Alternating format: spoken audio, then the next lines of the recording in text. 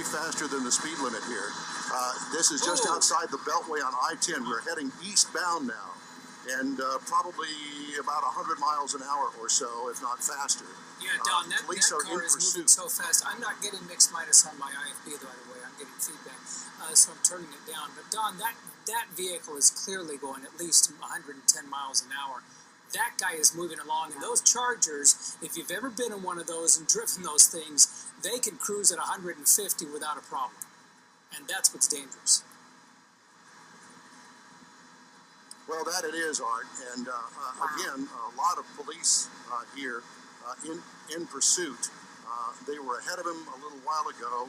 We were going back westbound on I-10, and then he went over the Beltway and then back to the eastbound side here on I-10. So we're headed back out toward the San Jacinto River currently. Yeah, wow, look at that. And look at him weaving in and out of those vehicles, Don. Scary. And it is so scary because he is coming so very close to all of those vehicles. And they've been following him for some time now because we know that the officers were all around him and sort of spotted him and without lights, just sort of slowly following him, almost tagging him. But now we have a chase clearly underway, and this guy is cruising well above the speed limit. What we're getting is that what we've heard anyway from different sources is that this car had a tracker on it. We believe it may be stolen, and the police are in pursuit of this. And they lost him for a while because he got so far out in front of them, but the tracker helped them pinpoint exactly where he was, and so they narrowed their focus down in this chase, clearly using the feeder now, the side over there on the emergency shoulder, trying to get around all of these cars. We're out here at the San Jacinto River, heading eastbound on I-10 at a high rate of speed. Usually these things don't end well. We also got reports, and this is just right now, as far as unconfirmed, that this particular person has a long gun, a rifle, in the car with him. Now, we don't know whether it was just a stolen car or there was something else that happened prior to him stealing the car. We just don't have all of the details yet. But again, heading at a high rate of speed out here on I-10, the Baytown East Freeway at the San Jacinto River. Hey, Don, we'd heard at one point that Houston police were chasing him. Is that still the case? This is obviously pretty far outside of their jurisdiction now. Well, for fear that I will lose him, I can tell you that there were probably a dozen HPD cars in pursuit. And at one point, they got ahead of him because he had made a U-turn, so they were already there. He passed them, and I do know that the sheriff's deputies involved in this as well as the HPD chopper, at least one of them in pursuit with us up here with this chase heading eastbound on I-10. How fast are you going, Don?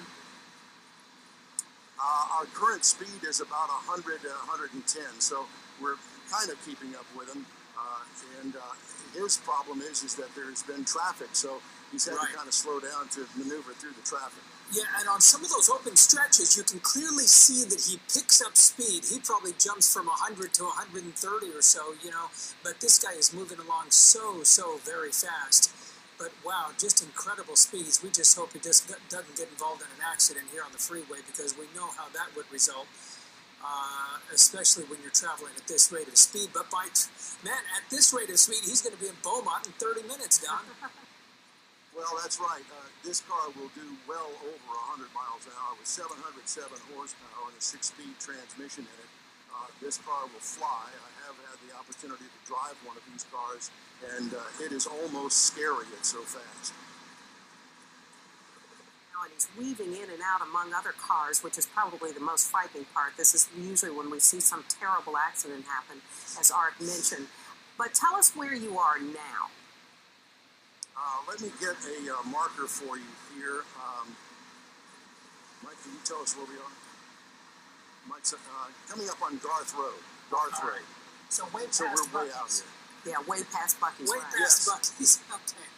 That's a marker. Right. Buc-ee's is a marker for everybody.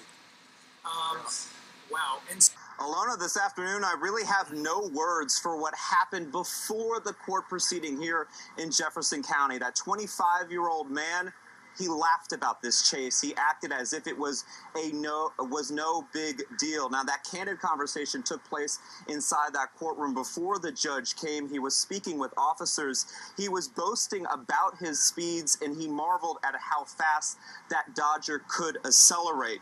He showed no remorse, as I mentioned, about this afternoon, and he said that he was shopping at the Galleria. He had left the Galleria, and that's when police attempted to pull him over. I want to go to some video from Sky Eye 13, exclusive footage of when this chase started around 11:40 this morning. Now, this man's name is Mohammed Abu Shaliba. He led law enforcement on that chase spanning multiple counties. He raced eastward on I-10 in speeds of excess of 110 miles an hour. Police say he was wanted on a felony warrant out of Harris County. As you can see, that Dodger weaved in and out of traffic. He eventually abandoned that vehicle about 15 miles west of Port Arthur on Highway 73 in court. Abdul Shaliba told officers, again, before the judge had entered the courtroom, that he had just GPS the nearest city, that was Port Arthur. He looked down, he saw that he had about 18 miles left of fuel, so he decided to pull over. Then he ran out into a field where cattle were, and was even at one point seen talking on the phone before that takedown. Eyewitnesses couldn't believe what they were seeing. Do you know, have any idea, because when we were hovering over him, he was on his cell phone. Was he talking to police? Do you know who he was talking to? I do not know who he was talking to.